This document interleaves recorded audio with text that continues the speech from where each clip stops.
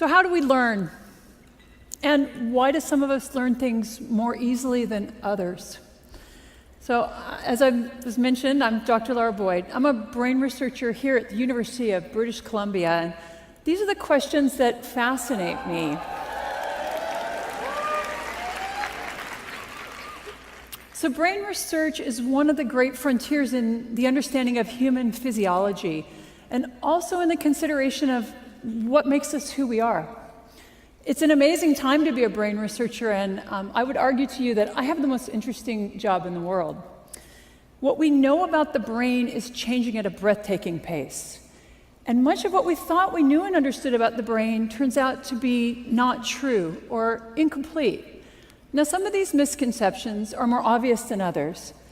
For example, we used to think that after childhood, the brain really could not change. And it turns out that nothing could be farther from the truth. Another misconception about the brain is that you only use parts of it at any given time, and it's silent when you do nothing. Well, this is also untrue. It turns out that even when you're at rest and thinking of nothing, your brain is highly active. So it's been advances in technology, such as MRI, has allowed us to make these and many other important discoveries. And perhaps the most exciting, the most interesting and transformative of these discoveries is that every time you learn a new fact or skill, you change your brain. It's something we call neuroplasticity.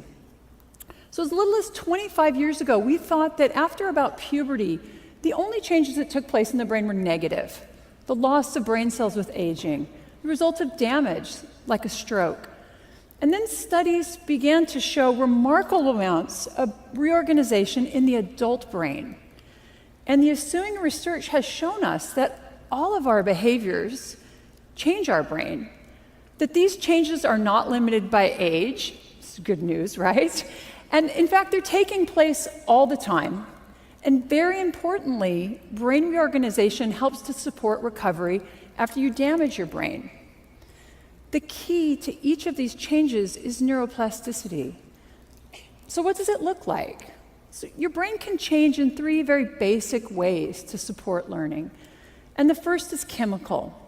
So your brain actually functions by transferring chemical signals between brain cells, what we call neurons, and these trigger a series of actions and reactions. So to support learning, your brain can increase the amount or the concentrations of these chemical signaling that's taking place between neurons. Now, because this kind of change can happen very rapidly, this supports short-term memory, or the short-term improvement in the performance of a motor skill. The second way that the brain can change to support learning is by altering its structure. So during learning, the brain can change the connections between neurons. Now here, the physical structure of the brain is actually changing, so this takes a bit more time. These types of changes are related to long-term memory, the long-term improvement in a motor skill. Now, these processes, they interact, and let me give you an example of how. So we've all tried to learn a new motor skill, maybe playing the piano, maybe learning to juggle. And you've had the experience of getting better and better within a single session of practice and thinking, I've got it. And then maybe you've returned the next day and all those improvements from the day before, they're lost. What happened? Well, in the short term, your brain was able to increase the chemical signaling between your neurons.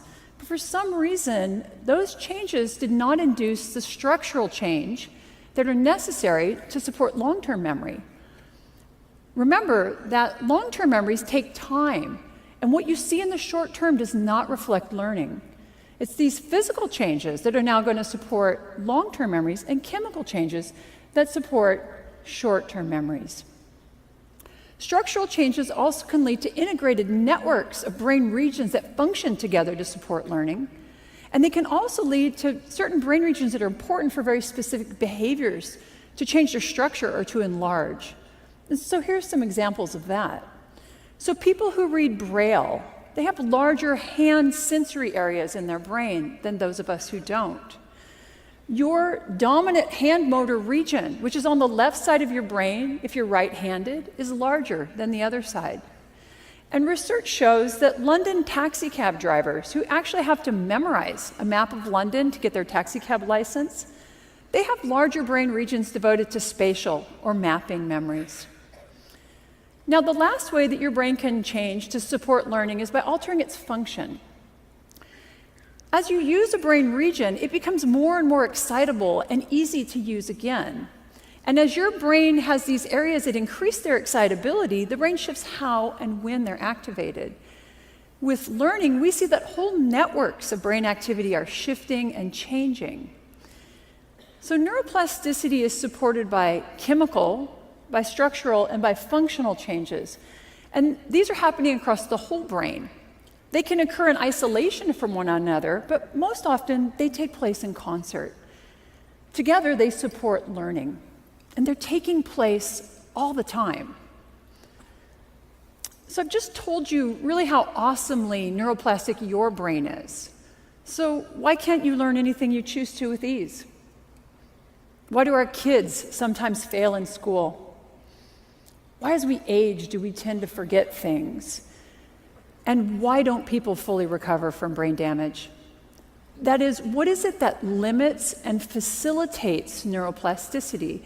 And so this is what I study. I study it specifically how it relates to recovery from stroke. So recently, stroke dropped from being the third leading cause of death in the United States to be the fourth leading cause of death. Great news, right? Well, it actually turns out that the numbers of people having a stroke has not declined. We're just better at keeping people alive after a severe stroke. It turns out to be very difficult to help the brain recover from stroke. And frankly, we have failed to develop effective rehabilitation interventions. The net result of this is that stroke is the leading cause of long-term disability in adults in the world. Individuals with stroke are younger and tending to live longer with that disability. And research from my group actually shows that the health-related quality of life of Canadians with stroke has declined. So clearly, we need to be better at helping people recover from stroke. And this is an enormous societal problem, and it's one that we're not solving. So what can be done? One thing is absolutely clear. The best driver of neuroplastic change in your brain is your behavior. The problem is that the dose of behavior, the dose of practice that's required to learn new and relearn old motor skills, it's very large. And how to effectively deliver these large doses of practice is a very difficult problem. It's also a very expensive problem. So the approach that my research has taken is to develop therapies that prime or that prepare the brain to learn. And these have included brain stimulation, exercise, and robotics. But through my research, I've realized that a major limitation to the development of therapies that speed recovery from stroke is that patterns of neuroplasticity are highly variable from person to person. Now, as a researcher, variability used to drive me crazy. It makes it very difficult to use statistics to test your data and your ideas. And because of this, medical intervention studies are specifically designed to minimize variability. But in my research, it's becoming really clear that the most important, the most informative data that we collect is showing this variability. So by studying the brain after stroke, we've learned a lot, and I think these lessons are very valuable in other areas. So the first lesson is that the primary driver of change in your brain is your behavior. So there's no neuroplasticity drug you can take. Nothing is more effective than practice at helping you learn. And the bottom line is, you have to do the work. And in fact, my research has shown that increased difficulty, increased struggle, if you will, during practice actually leads to both more learning and greater structural change in the brain. The problem here is that neuroplasticity can work both ways. It can be positive. You learn something new and you refined a motor skill. It also can be negative, though. You forgot something you once knew. You become addicted to drugs. Maybe you have chronic pain. So your brain is tremendously plastic, and it's being shaped both structurally and functionally by everything you do, but also by everything that you don't do. The second lesson we've learned about the brain is that there is no one-size-fits-all approach to learning. So there's no recipe for learning. Consider the popular belief that it takes 10,000 hours of practice to learn and to master a new motor skill. Now, I can assure you it is not quite that simple. For some of us, it's going to take a lot more practice, and for others, it may take far less. So the shaping of our plastic brains it's far too unique for there to be any single intervention that's going to work for all of us. And now this realization have forced us to consider something called personalized medicine. So this is the idea that to optimize outcomes, each individual requires their own intervention. And the idea actually comes from cancer treatments. And here it turns out that genetics are very important in matching certain types of chemotherapy with specific forms of cancer. My research is showing that this also applies to recovery from stroke. So there are certain characteristics of brain structure and function that we call biomarkers. And these biomarkers are proving to be very helpful in helping us to match specific therapies with individual patients. And the data from my lab suggests it's a combination of biomarkers that best predicts neuroplastic change and patterns of recovery after stroke. And that's not surprising given how complicated the human brain is. But I also think we can consider this concept much more broadly. Given the unique structure and function of each of our brains, what we've learned about neuroplasticity after stroke applies to everyone. Behaviors that you employ in your everyday life are important. Each of them is changing your brain. And I believe we have to consider not just personalized medicine, but personalized learning. The uniqueness of your brain will affect you, both as a learner and also as a teacher. And now this idea helps us to understand why some children can thrive in traditional education settings and others don't. Why some of us can learn languages easily, and yet others can pick up any sport and excel. So when you leave this room today, your brain will not be the same as when you entered this morning. And I think that's pretty amazing. But each of you is going to have changed your brain differently. Understanding these differences, these individual patterns, this variability and change, is going to enable the next great advance in neuroscience. It's going to allow us to develop new and more effective interventions and allow for matches between learners and teachers and patients and interventions. And this does not just apply to recovery from stroke. It applies to each of us as a parent, as a teacher, as a manager, and also, because you're at TEDx today, a lifelong learner. Study how and what you learn best.